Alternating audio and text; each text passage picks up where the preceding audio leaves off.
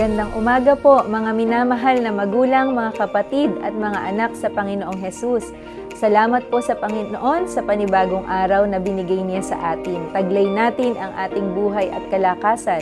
Kamusta na po ang bawat isa? Dalangin ko po na kayo ay nasa mabuting kalagayan maging ang inyong mga mahal sa buhay. Huwebes na naman po, kaya muli magkakasama na naman po tayo sa pagbubulay sa salita ng Diyos. Deaconess Abby po, your devotion leader for today.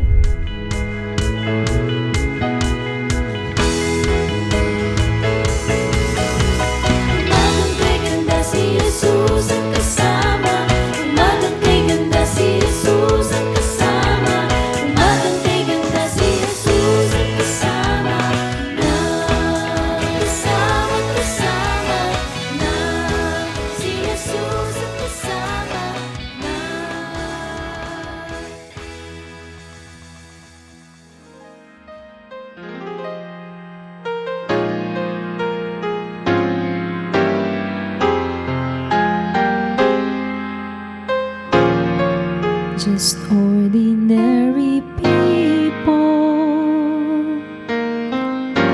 God uses ordinary people.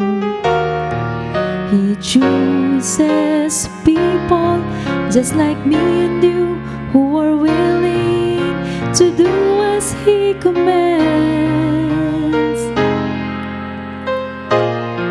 God uses people who will give Him more, no matter how small your role may seem to you,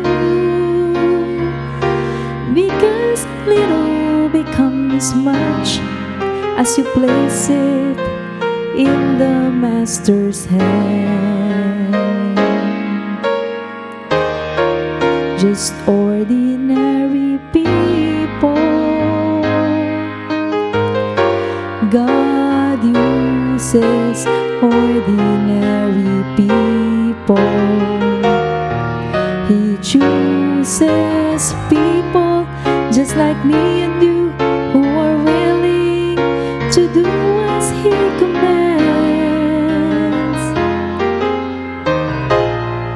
God uses people who will give Him more, no matter how small your role may seem to you, because little becomes much as you place it in the Master's hand.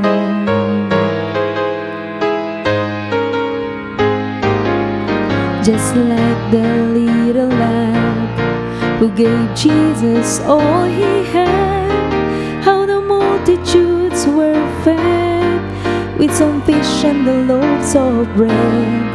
What you have may not seem much, but when you yield it to the touch of the Master's loving hand, then you will understand how your life could never be the same. Just ordinary people, God uses ordinary people. He chooses people just like me and you who are willing to do as He commands. God uses people who will give Him more, no matter how small your role may seem to you, because little becomes much as you place it in the Master's hand.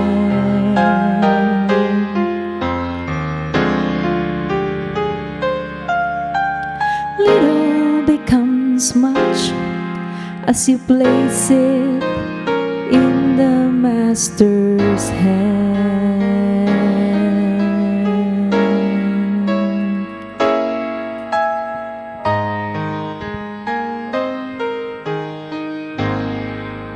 Amen! Sa Diyos po ang lahat ng papuri. Katulad po ng ating narinig na awit, gumagamit ang ating Diyos ng mga ordinaryong tao na katulad po natin upang maisakatuparan ang kanyang dakilang plano. Ngayon pong umagang ito, matutunghayan natin ang pananampalataya ng isa na namang ordinaryong tao na naging torchbearer sa katauhan po ng ina ni Moises. Walang iba po kundi si Jochebed. Ang atin pong text ay matatagpuan sa Hebrews 11 verse 23. By faith, Moses' parents hid him for 3 months after he was born because they saw he was no ordinary child and they were not afraid of the king's edict. Dahil sa pananampalataya, ang mga magulang ni Moises ay hindi natakot na sumuway sa utos ng hari. Nang makita nilang maganda ang sanggol, itinago nila ito sa loob ng 3 buwan. Pinagpala po tayo sa pagkabasa ng kanyang mga salita. Balikan po natin ang pangyayari kung paano niligtas ng Diyos ang sanggol na si Moises sa pamamagitan ng kanyang pamilya. At bigyang pansin po natin ang pananampalataya ng kanyang inang si Jochebed na matatagpuan po sa Exodo, Kabanata 2, talata 1 hanggang 10. May mag-asawa pong buhat sa lipi ni Levi na nagkaanak ng isang lalaki. Napakaganda ng bata kaya't 3 buwan itong itinago ng ina. Nang hindi na siya maaaring itago pa, kumuha ang kanyang ina ng isang basket na yari sa tangkay ng tambo at pinahira ng alkitran upang hindi po pasukin ng tubig. Pagkatapos, inilagay niya rito ang sanggol at inilagay sa talahiban sa may pampang ng ilog. Ang kapatid na babae naman ng sanggol ay tumayo sa hindi kalayuan upang tingnan kung ano po ang mangyayari. Maliligo noon sa ilog ang anak ng babae ng Faraon. Natanaw niya ang basket kaya't ito'y ipinakuha niya sa isa sa kanyang mga katulong na naglalakad-lakad naman sa tabing ilog. Nang maiabot sa kanya ang basket, inalis niya ang takip nito at nakita niya ang batang umiiyak. Naawa siya at kanyang sinabi, "Ito'y anak ng isang Hebreya." Ang kapatid naman ng bata ay lumapit sa prinsesa at kanyang sinabi, "Kung gusto po ninyo, ihahanap ko kayo ng isang Hebreyang mag-aalaga sa sanggol na iyan." "Sige, ihanap mo ako," sagot ng prinsesa. Umalis ang batang babae at tinawag ang mismong ina ng bata. Nang dumating ito, sinabi ng prinsesa, "Alagaan mo ang sanggol na ito at uupahan kita." Kinuha ng ina ang sanggol at inalagaan. Nang malaki na ang bata, dinala ng kanyang ina sa prinsesa at siya itinuring na anak nito. Sinabi niya, "Iniahon ko siya sa tubig kaya Moises ang ipapangalan ko sa kanya." Kung mapapansin po natin, hindi nabanggit ang pangalan ni Jochebed sa mga talata. Ngunit sa Exodo, Kabanata 6, talata 20, mababasa natin ang kanyang pangalan. Napangasawa ni Amram si Jochebed at naging anak nila sina Aaron at Moises. Amram took as his wife Jochebed, his father's sister, and she bore him Aaron and Moses. The years of the life of Amram being 137 years. Hindi po nila hinayaang patayin si Moises ng sanggol pa lamang ito. Sa halip, itinago nila ito. Ginawan ito ng paraan ni Jochebed. Pinaanod niya po sa ilog ang kanyang anak sa basket na kanyang sinicure. Hindi po simple ang hakbang na iyon ni Jochebed sapagkat sa pagpapaanod niya sa ilog maraming panganib na nakaabang. Bilang isang ina, gagawin po natin ito ng punong-puno tayo ng panalangin. May 2 bagay po akong nais palalimin sa umagang ito. Una po, pansinin natin na nakita nila ang kagandahan ng bata. Sa verse 2, napakaganda ng bata kaya 3 buwan itong itinago ng ina. Kaya noon pa lamang, pinrotektahan na niya ang sanggol. Nawa, tayo rin po mga magulang at mga kapatid, makita rin natin ang kagandahan ng mga anak na biyolohikal at mga anak sa pananampalataya na ipinagkatiwala po sa atin ng Diyos. Protektahan po natin sila mula sa panganib. Sa panahon po ngayon, ang panganib ay hindi na lamang po sa labas ng bahay, maging sa loob na rin ng tahanan dahil isang klik lang ng ating mga anak sa mga panoorin sa net, ay marami na pong nakaabang na panganib na maaaring magturo sa kanila ng mga hindi kanais-nais na bagay.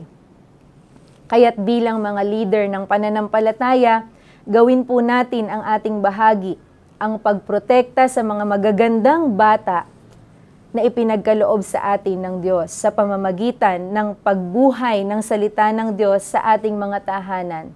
Sabi nga po sa Psalm 119 verses 9 to 11, "How can a young person stay on the path of purity? By living according to your word. I seek you with all my heart. Do not let me stray from your commands. I have hidden your word in my heart that I might not sin against you." Atin pong ikintal sa kanilang puso at isipan ang mga salita ng Diyos. Sa gayon, napoprotektahan po natin sila.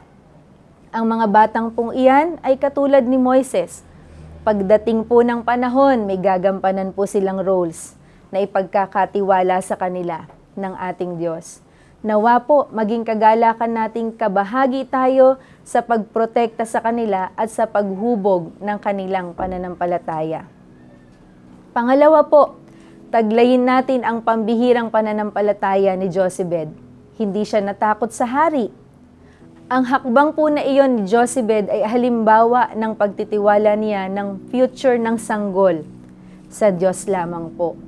Nang pakawalan niya sa kanyang kamay ang basket sa ilog, binitawan niya kung ano ang precious sa kanya. Sa kagustuhan niyang maging ligtas ito, buong puso niyang ipinagkatiwala sa Diyos na siya ang mag-iingat dito. Marahil sa puso niya ang dalangin na sana ay maibalik sa kanya ang kanyang minamahal na anak. Bilang mga mananampalataya po, nawa tayo ay mamuhay batay sa pananampalataya at hindi sa mga bagay na nakikita. 2 Corinthians chapter 5 verse 7. Si Jochebed ay humakbang sa panahon ng kawalan ng pag-asa para sa kanilang mga slaves, sa halip na matakot at mawalan ng pag-asa. Ang salita po ng Diyos ang ating sandata over sa mga banta sa ating mga anak.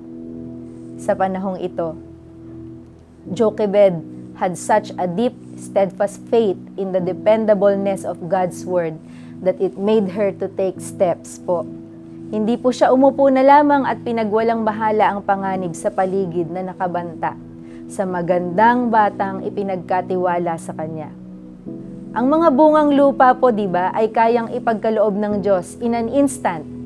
Ngunit nais ng Diyos maging partner ang mga magsasaka sa pagpapalago at pagpapatubo ng mga ito. Same po sa pag-aalaga sa mga magagandang anak na ipinagkaloob niya sa atin. Nais niyang maging partner tayo sa pangangalaga sa mga bata na ipinagkatiwala sa atin. Kaya't simulan po natin sa ating mga tahanan ang pag-aaral ng salita ng Diyos. Maglaan po tayo ng oras sa mga bagay na banal upang mailayo natin sila sa panganib na nakaamba sa kanilang paligid. Tayo po ay sumandaling manalangin. Aming Diyos, sa umagang ito, pinupuri at pinasasalamatan ka po namin sa iyong mensahe sa bawat isa sa amin. Nawa tumimo po ito sa aming puso't isipan. Makita nawa namin sa pamamagitan ng spiritual eyes, Panginoon, ay pinagkaloob ninyo sa amin na napakagaganda ng mga biyaya, ng mga bata, ng mga anak sa pananampalataya na ipinagkaloob ninyo sa amin upang protektahan namin sila. Magagawa lamang namin iyon, Panginoon, kung sila'y aming idudulog sa iyo. Hahakbang kami ng may pananampalataya. Maaaring may pagpupumiglas, Panginoon, sa kanilang part, sa aming paghubog sa kanila. Subalit nakatitiyak kami, Panginoon, na kapag naikintal namin sa kanilang puso't isipan ang iyong mga salita, tiyak na ligtas, tiyak na napangalagaan namin ang bawat isang ipinagkatiwala ninyo sa amin. Nawa ang Christian education ay magsimula sa aming mga tahanan. Panginoon, sa sandaling ito, dinadalangin din po namin ang mga nagdiriwang ng kaarawan. Pagpalain po ninyo sila, puspusin ng kagalakan. Gayon din po ang nagdiriwang ng anibersaryo ng kasal. Maraming matatamis na taon pa ng pagsasama ang ipagkaloob po ninyo sa kanila. Ito po ang aming hiling at dalangin sa tanging pangalan ni Jesus. Amen. Again, happy birthday sa lahat ng mga may birthday at happy anniversary po sa mga nagdiriwang ng anibersaryo ng kasal. Kung kayo po ay na-blessed sa ating morning devotion, feel free po na i-share ang ating devotion o kaya na may itag ang inyo pong mga kaibigan. Muli po, magandang umaga sa ating lahat. Ito po si Deaconess Abby Cruz na nagsasabing kapag si Jesus ay kasama, buhay nating masaya at puno ng pag-asa. Kita-kits po ulit tayo sa Thursday. God bless po.